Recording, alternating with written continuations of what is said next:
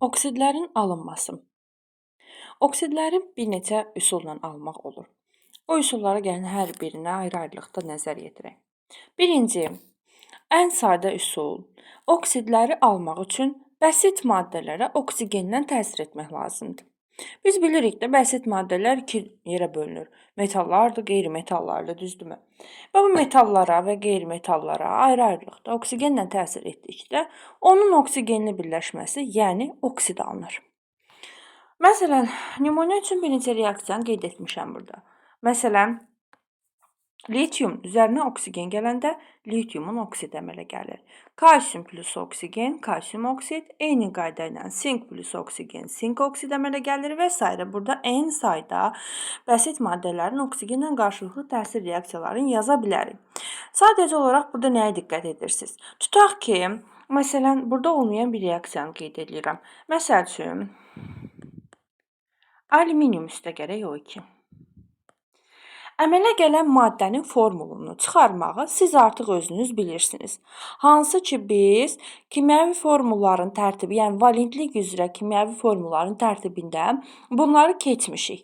Alüminiumun oksigenlə qarşılıqlı təsirindən alüminiumun oksigenli birləşməsi, yəni oksidə əmələ gəlir. Bu formada yazırsınız. Qalır birləşmənin formulunu çıxartmaq. Siz bilirsiniz ki, alüminium birləşmələrində sabit 3 valentlidir, düzdürmü? Alüminiumun 3 valentliyini qeyd edirəm, oksigenin 2 valentliyini qeyd edirəm, çarpaz şəkildə indekslərə yazıram və salam, oksidimin formulu çıxdı. Ancaq bu üsulda bizim bir istisnamız var. Bir yox, bir neçə istisnamız var. Bunlar nələrdir?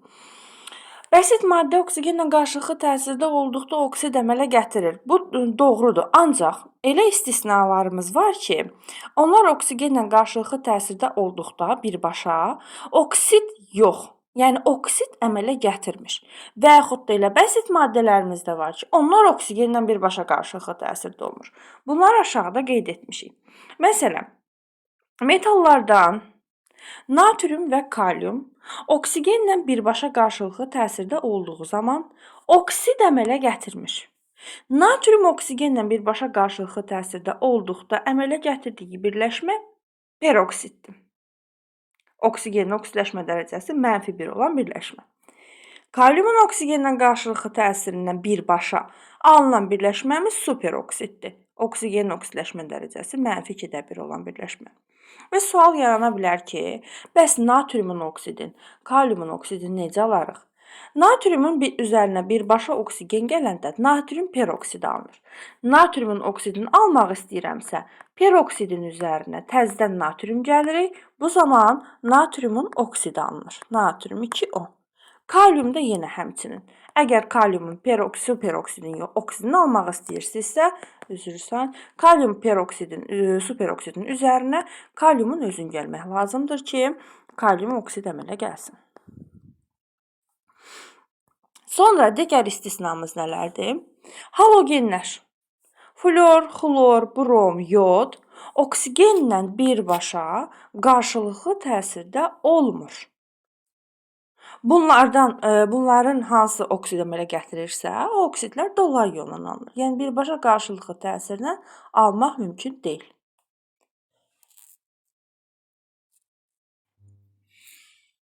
Onu da qeyd edeyim ki, bu bəsit maddələrin oksigenlə birbaşa qarşılıqlı təsiri ilə, yəni burada mən yalnız metal oksidləri qeyd etmişəm. Ancaq yalnız metal oksidləri yox, qeyri-metal oksidlərini də bu yolla almaq mümkündür. Məsələn, karbon üzərinə birbaşa oksigen gələndə karbon 4 oksid əmələ gəlir. Və yaxud da şəraitdən asılı olaraq, burada karbonun biz bilirik ki, 2 cür oksidi var da, karbon monoksid. Şəraitdən asılı olaraq karbon monoksid də əmələ gələ bilər. Və yaxud da fosforun üzərinə oksigen gəldiyimiz zaman fosforun oksidlərindən biri ya P2O5 ya da oksigenimiz az olarsa, yəni oksigen azlığında P2O3 əmələ gələ bilər. Növbəti üsul suda həll olmayan əsasların parçalanmasında. Əsas anlayışı ilə ötən videoda sizi tanış etmişəm. Yəni, əsasların artıq nə olduğunu nisbi də olsa bilirik. Burada qaydaya fikir versəniz, daha doğrusu üsulla, mən qeyd etmişəm ki, suda həll olmayan əsasların parçalanmasında. Əsaslar mövzusunu keçəndə bunun nə demək olduğunu tam ətraflı başa düşəcəksiniz. Əsaslar ümumiyyətlə suda həll olub-olmamağına görə iki yerə bölünür. Bu aktiv metalların litiumdur, natriumdur, kaliumdur, kalsiumdur, bariumdur və s. bunların əmələ gətirdiyi əsaslar, yəni qələvilər, yəni qələvi metallar və qələvi torpaq metallarının əsasları suda həll olandırlar, yəni qələvidirlər. Onlar parçalanmırlar. Amma yerdə qalan metalların əmələ gətirdiyi əsaslar parçalana bilirlər və həmən əsaslar parçalananda əsasın tərkibində hansı metal varsa və o orada neçə valentlik göstərirsə, həmən metalın həmən valentlik göstərən oksidi və su əmələ gəlir. Məsələn, nümunələrə baxın. Maqnezium hidroksid parçalananda maqnezium hidroksidin tərkibindəki metal hansıdır? Maqnezium. Onda maqneziumun oksidi və su əmələ gəlir. Sink hidroksid parçalananda sink hidroksidinin tərkibindəki metal sinkdir. Ona görə əmələ gəlir sinkin oksidi və su. Diqqət etdinizsə, burada mən valentlik söhbəti eləmədim. Çünki maqneziumla sink ikisi də sabit 2 valentli metallardır. Ona görə onların yalnız bir növ oksidi var. Amma nümunə olaraq dəyişkən valentli metalın hidroksidini yazmışam 2 dənə.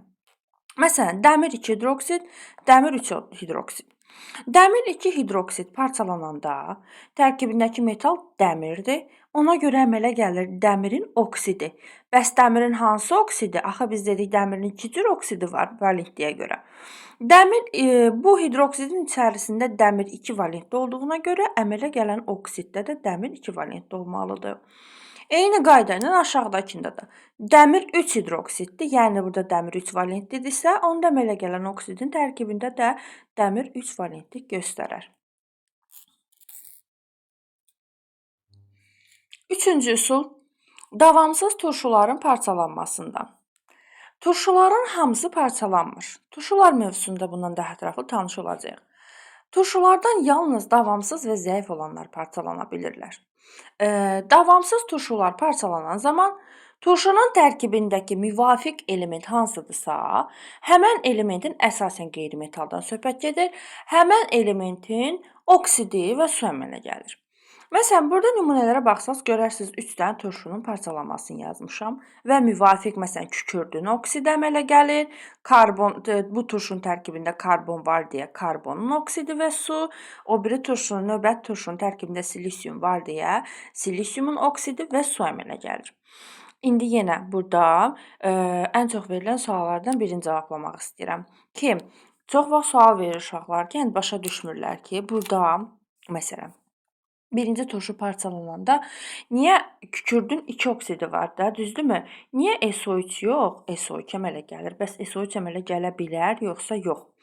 Xeyr, əgər parçalanan bu turşudursa, onda bu turşunun parçalanmasından kükürdün 4 valentli oksid əmələ gələr və yaxud da müsbət 4 oksidləşmə dərəcəsi göstərdiyi oksidi. Səbəb nədir? Əgər turşunun tərkibində ana element, mərkəzi element neçə oksidləşmə dərəcəsi göstərirsə, o turşunun parçalanmağından əmələ gələn oksiddə də element həmən oksidləşmə dərəcəsini göstərməlidir. Yəni, sulfit turşusunda, söhbət bu turşudan gedir, kükürt müsbət 4 oksidləşmə dərəcəsi göstərdiyinə görə, o turşunun parçalanmağından əmələ gələn oksiddə də kükürt müsbət 4 oksidləşmə dərəcəsi göstərir. Ona görə SO2 əmələ gəlir. Növbəti turşuya baxın. Burada karbon müsbət 4-dür. Ona görə əmələ gələndə də karbon müsbət 4 olur. Sonra digərində silisium müsbət 4-dür. Ona görə əmələ gələn oksiddə də silisiumun oksidləşmə dərəcəsi müsbət 4 olur. Əslində bunların hər birini yadda saxlamaq heç də çətin deyil. Növbəti üsul duzların parçalanmasında. Burada bu üsul duzların hamısına aid deyil. Yəni duzların hamısı parçalanmır. Bəzi duzların parçalanmasında oksidlər əmələ gəlir.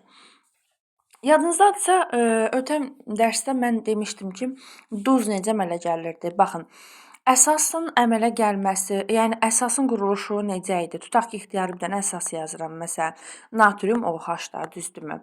İxtiyari bir dənə də turşu yazıram. Tutaq ki, H xlor. Bu iki birləşmə, yəni əsasla turşu birləşib mənə duz verirlər. Əsas öz içərisindəki, öz tərkibindəki OH-ı verir, turşu öz tərkibindəki H-ı verir. Əsasın metal hissəsi ilə turşunun qalıq hissəsi birləşib mənə verdiyi birləşib duz verir mənə. Düzdürmü? Və əsasdakı OH-la turşudakı H da birləşib su əmələ gətirir. Bunu biz kimyəvi reaksiyaların təsnifatında neytrallaşma reaksiyasının keçidini mən sizə izah eləmişəm əslində. Demək, duzun tərkibində bir əsasdan metal gəlir, bir də turşudan qalıq gəlir. Ona görə də bəzi duzlar parçalananda oksid əmələ gətirirlər. Məsələn, burada baxın, maqnezium karbonatın parçalanmasını vermişəm. Maqnezium karbonatın tərkibindəki metal hansı metaldır? Maqnezium. Onda maqneziumun oksidini əmələ gətirir bu mütləq. Buradan maqneziumun oksidi əmələ gəlir. Sonra bu maqnezium karbonatın tərkibindəki turşu qalığı nədir? CO3. CO3-dəki müvafiq oksid, karbonat turşusuna müvafiq oksid CO2-dir. Deməli, maqnezium karbonatın parçalanmasından 2 cür oksid əmələ gəldi. Və yaxud da digər reaksiyaya baxaq. Mis nitratın parçalanmasından. Duzun tərkibindəki metal nədir? Mis. Ona görə misin oksidi və azotun oksidi, yəni standart deyil duzların parçalanma reaksiyaları. Ona görə burada əlavə olaraq da oksigen alınır. Yəni buradan oksigendən əlavə biz 2 dənə müxtəlif oksid ala bilərik. Oksidlərin digər bir alınma üsulu nədir? Bəzi dəyişkən valentli qeyri-metallar var ki, deməli onların 2 cür oksidi olur da. Məsələn, tutaq ki, kükürdün həm var SO2, yəni 4 valentlik göstərdiyi oksidi, həm də var kükürdün SO3, yəni 6 valentlik göstərdiyi oksidi. Və yaxud da buradan karbon da yaza bilərik, fosfor da yaza bilərik və s. Bu aşağı elementin aşağı valentlik göstərdiyi oksidinin üzərinə oksigen gələndə elementin yüksək valentlik göstərdiyi oksidi alına bilir. Nümunələrdə qeyd etmişəm. Görürsüz SO2-dən SO3 almaq üçün onun üzərinə nə gəlib? Oksigen. NO-dan NO2-ni almaq üçün görürsüz azotun oksidləşmə dərəcəsi burada artıbdır. Demək onun üzərinə nə gəlib? Oksigen. Və yaxud da CO-dan CO2-ni almaq üçün oksigeni artırıb deyə üzərinə gəlib oksigen. Eyni qayda ilə fosforunu da yaza bilərik. P2O3-dür, fosforun bir oksidi. Digər oksidi də P2O5-dir. Oksigeni az olandan çox olanı almaq üçün üzərinə nə gəlməliyəm? Oksigen gəlməliyəm və bu da oksidlərin bir növ alınma üsullarından biridir. Oksidlərin digər alınma üsulu nədir? Sıxışdırıb çıxarma. Bu nə deməkdir? Bəzi bərk halda olan oksidlər var ki, daha doğrusu bəzi uçucu olmayan oksidlər var ki, onlar uçucu oksidləri duzların tərkibindən sıxışdırıb çıxara bilirlər. Məsələn, silisium oksid bərk halda olan oksiddir. Amma natrium karbonatın tərkibindəki oksid, baxın, karbonun oksidi. Hansı oksiddən söhbət gedə bilər sizcə burada? Karbonun müsbət 4 göstərdiyi oksid, yəni CO2. Demək, bu natrium karbonatın içərisində nə var? CO2. Silisium O2 özü uçucu deyil, yəni bərk olduğuna görə bu duzun tərkibindəki qaz halında olan CO2-ni gəlib yerindən çıxardır. Görsünüz, özü keçir CO3-ün yerinə, CO2 də ayrılır, gedir. Bu üsulla yenə en sayda bu üsula aid nümunə yaza bilərik. Və oksidlərin son alınma üsulu yanma reaksiyaları ilə. Üzvü və qeyri-üzvü maddələrin, üzvü maddələrin ümumiyyətlə hamısının, bəzi də qeyri-üzvü maddələrin yanmağından oksidlər əmələ gəlir. Üzvü maddələrin tərkibi karbondur, hidrogendir, oksigendir, bəzilərində azotdur, kükürdür və s. elementlər var. Bu üzvü maddələrin hamısı yananda mütləq şəkildə karbon qazı ilə su əmələ gəlir. Baxın, bu bir qayda deyim, o qayda ilə yadda saxlayın. İstər üzvü maddə olsun, istər qeyri-üzvü maddə olsun, əgər o yanırsa, onun tərkibindəki elementlərin hər biri, elə fərz edin ki, oksigenlə reaksiyaya girir. Hər biri ayrı-ayrılıqda oksigenlə birləşib birləşmə əmələ gətirir, yəni oksid əmələ gətirir. Məsələn, CH4 üzvü maddədir. CH4 oksigendən qarşılıqlı təsirdə olanda, yəni yananda, bunun tərkibində karbon da var, düzdürmü? Karbon bir dəfə oksigenlə birləşir, CO2 verir. Hidrogen bir dəfə oksigenlə birləşir, nə verir? H2O verir. Yəni yadda saxlamaq heç də o qədər çətin deyil.